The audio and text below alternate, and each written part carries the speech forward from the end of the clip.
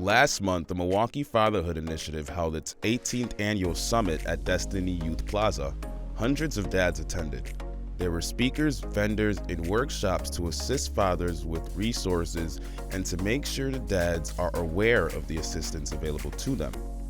Today's event means that there's hope. Being a first-time dad, I didn't think there were a lot of resources. And then I saw this program on my phone. I was at work and I was like, oh, you know what? That's not too far from my house. Let me check it out. There were a lot of things for fathers, whether it be first-time fathers or fathers in general, to come and see where you can get help or where you can volunteer. So it's, I think it's pretty awesome. It's to see that there's something in place for fathers, because there's a lot of things in place for mothers. And then you have a lot of good fathers out here that's just trying to get by, and we have a lot on our plate, and it's like we're overlooked. So to see a program that's designed for fathers, you know, it gives fathers who are feeling down a little hope.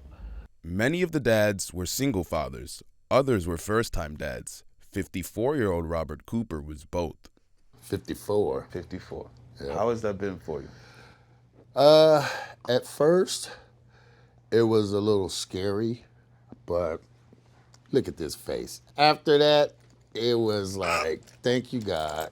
Being a first-time father, I was reaching out. I was like, well, what do you do? I'm new to all of this. So I was looking for programs like, I need some help, you know, and I'm not ashamed to ask for help, you know, and I think in order to be successful, you ask for help, you know, because that's how you learn and how you grow. And you would be crazy not to ask for help or resources to help produce and raise a young man like this. Right, boo? Today is interesting. It influenced the fathers because it's available to them when often they don't know that they need the services that are available. So they'll find out that there may be a deficit in their lives. And after that, they have people coaching them on how to overcome those challenges.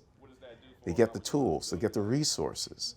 And immediately after getting the resources, they have another individual who can contact them afterwards. We have people from the Milwaukee Fatherhood Summit who are going to make a regular conversation and discussion with them. We plan on having meaningful mini summits or smaller versions of this where we'll have a central focus. We invite different sectors. So this is the beginning of that. So I believe right now what makes a difference is that the father is going to be more engaged with himself, just as he's going to be more engaged with his family. The message behind the summit was you're not alone. A group of fathers who often feel alone are formerly incarcerated dads. That's why the summit had father, local entrepreneur, and ex-convict Ed Henning talk to fathers who have also been incarcerated. I was absent 20 years. No matter what I've accomplished in these last 7 years, I'm just old dad to them.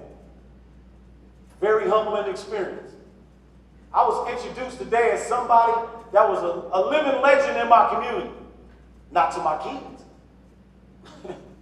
Not to my kids. I'm that man that was missing for 20 years. And I got to live with that for the rest of my life. In the urban community, there's quite a few of us that have been to prison, me, myself being one of them. So being able to share some insight on how my journey has been since I was released from prison and how it's been for me reconnecting and introducing myself to my children, and maybe I can be helpful in that area for other people.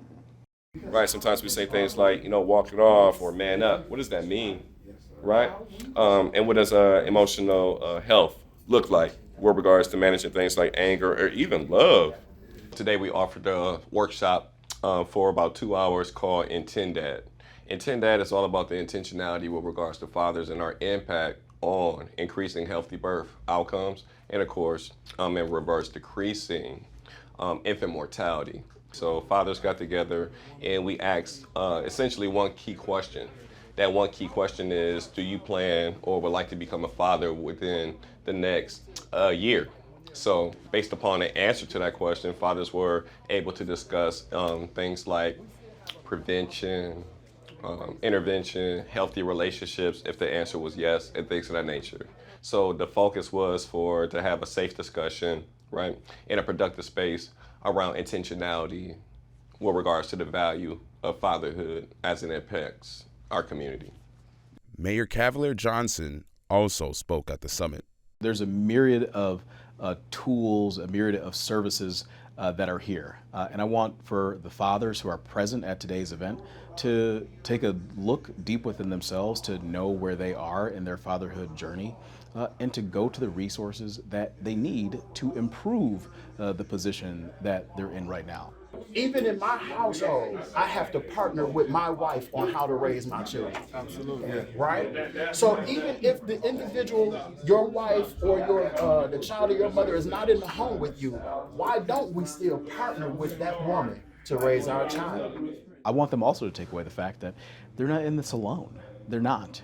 The city is here as a partner, and we're being a convener to bring all these resources under one roof so that they're easily accessible to the fathers here in our community. In addition to assisting with resources, the day was also about an appreciation of fatherhood. These are me. They're pieces of me, droplets of me. If your arm get amputated, you're gonna go retrieve your arm and hope you can get it to the hospital and get them to put it back together. That's part of you. So my kids are part of me.